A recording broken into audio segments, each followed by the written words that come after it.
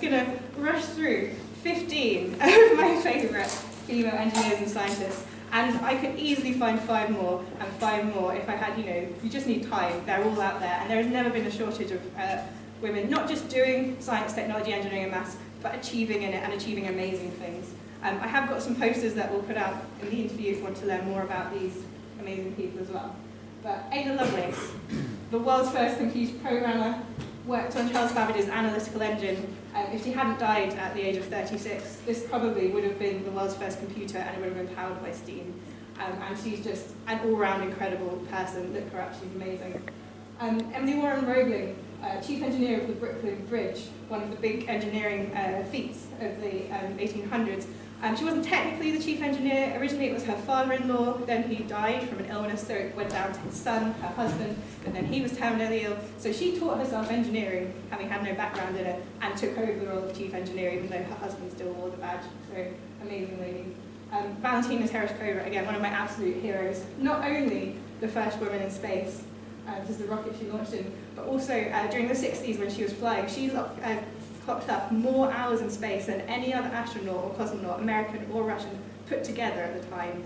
And there's a brilliant article of her recently saying that she's in her 80s now, and she says if there's a one-way trip to Mars, she'll be the first to sign up for it. She's genuinely amazing.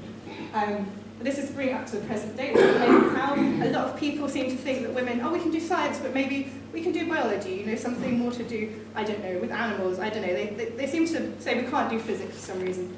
Physics is being pioneered at the moment. Quantum computing is one of the big things in it, and Lena House, a Danish physicist who is pioneering that field. So we can do physics as well, as Marika's going to show you as well. And then these are some of the places where you can find out more. So this is where I would normally say, here are my 5 favourites. And then here are 5 more. So the Mars Curiosity rover, I'm sure you've heard about that. It sent lots of amazing pictures back from Mars.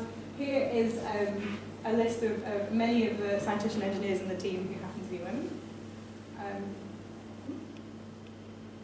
Ida Noddack, the first scientist to postulate nuclear fission. And Lisa Meitner, to give the first theoretical explanation of nuclear fission, which again was a massive achievement at the time and something that a lot of scientists were trying to do. And this is a very sad story, I find, the Mercury 13. So back in the space race, when they were auditioning astronauts, they went to fighter pilots, that's who they went to. And they had this very rigorous testing and training program that they had to go through. Of all the male fighter pilots that went through this training program, 7 of them were accepted to go forth and train to be astronauts. Someone then pointed out that, not wanting to generalize too much, but on average, women tend to weigh less, tend to use less oxygen, tend to produce less waste, consume less food, which is exactly what you want when you're sending them into space. You've got limited space and resources. So, and there were no shortage of female fighter pilots and test pilots at the time. So they took them and they put them through exactly the same rigorous testing that the men went through, and 13 came out as able to do it, known as the Mercury 13. Unfortunately, politics at the time, they never actually got to fly, which is really sad. But they did all go on to do incredible things, so worth looking at.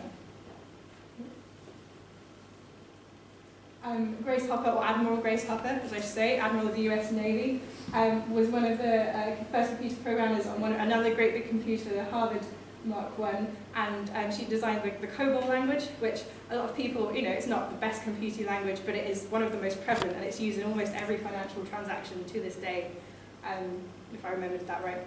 And is meant to have invented the term debugging when she removed a moth from one of the computers. Hedy Lamarr, amazing. She was not only was she an incredibly glamorous and very talented actress with a massive, Hollywood catalogue of films that she was in. She also was an incredible inventor and an incredible scientist, and she came up with the science behind a lot of these things. So torpedo guidance systems, Wi-Fi. We wouldn't have Wi-Fi if it wasn't for this beautiful actress here. And gluon cubes, which is an unusual one, the little stock cubes that you put into.